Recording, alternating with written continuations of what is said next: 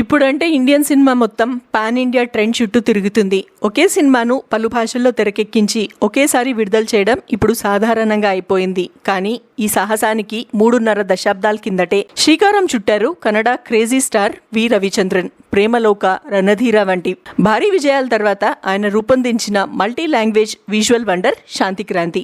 Super star Krishna గారు నిర్మించిన సింహాసనం స్ఫూర్తితో ఈ భారీ ప్రాజెక్ట్ను రవిచంద్ర ప్రారంభించారు. 1988లో ఈ సినిమా ప్రకటించినప్పుడు బడ్జెట్ 6 crores. ఆ కాలంలో సౌత్ ఇండియాలో 4 crores షేర్ కూడా అరుదు. అలాంటి సమయంలో 6 కోట్ల బడ్జెట్ అంటే ఇండస్ట్రీ మొత్తం ఆశ్చర్యపోయింది. రవిచంద్రన్ మేకింగ్ స్టైల్ పై నమ్మకంతో డిస్ట్రిబ్యూటర్లు, ఫైనాన్సర్లు భారీగా పెట్టుబడులు పెట్టారు. ఈ సినిమాను తెలుగు, కన్నడ, తమిళ్, హిందీ భాషల్లో వేరే హీరోలతో తెరకెక్కించడం మరో విశేషం.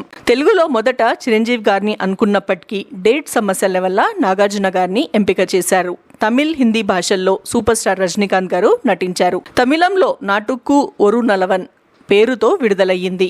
కన్నడ వర్షన్లో రవిచంద్రన్ గారు స్వయంగా హీరోగా నటించారు. అన్ని భాషల్లోనూ జూహీ చావ్లా, ఖుష్బూ హీరోయిన్లుగా కనిపించారు. కన్నడ నటుడు బుల్లెట్ ప్రకాష్ ఈ సినిమాలో బాలనటుడిగా పరిచయం కావడం మరో విశేషం. ఇకపోతే 1988 సెప్టెంబర్ 14న షూటింగ్ ప్రారంభమైన ఈ చిత్రం స్క్రిప్ట్ మార్పులు, 4 భాషల నటులతో వేరే షెడ్యూల్స్ కారణంగా ఆలస్యమయ్యింది. క్రమంగా అదుపు తప్పింది. ఒక దశలో సినిమా ఆగిపోయే పరిస్థితి వచ్చినప్పటికీ రవిచంద్రన్ వెనక్కి తగ్గలేదు. తన తండ్రి సహకారంతో ఆస్తులమ్మడం, భూములు తాకట్టు పెట్టడం ద్వారా నిధులు సమీకరించారు. కేవలం క్లైమాక్స్ ఫైట్ కోసమే ₹1 కోటి పైగా ఖర్చు చేశారట. ఫలితం 6 కోట్ల బడ్జెట్ కాస్త 10 crores కి పెరిగింది.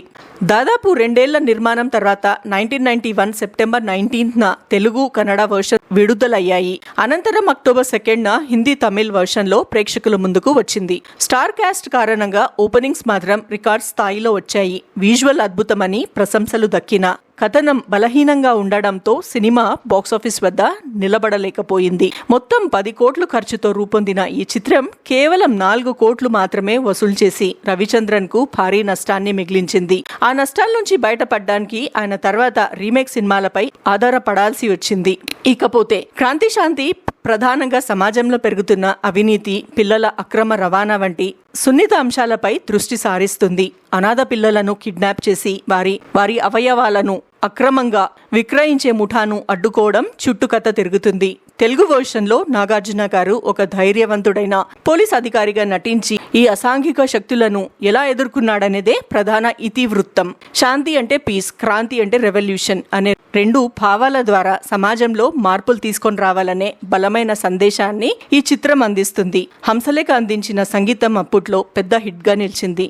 మొత్తానికి టెక్నాలజీ పరంగా పరిమితులున్న ఆ కాలంలోనే ఇంత భారీ స్థాయిలో మల్టీ లాంగ్వేజ్ సినిమా రూపొందించడానికి చేసిన రవిచంద్రన్ ప్రయత్నం నిజంగా ధైర్యవంతమైనది. ఫలితం ఎలా ఉన్నా శాంతిక్రాంతి భారతీయ సినీ చరిత్రలో ఒక సాహసోపేత అధ్యాయంగా ఎప్పటికీ నిలిచిపోతుంది.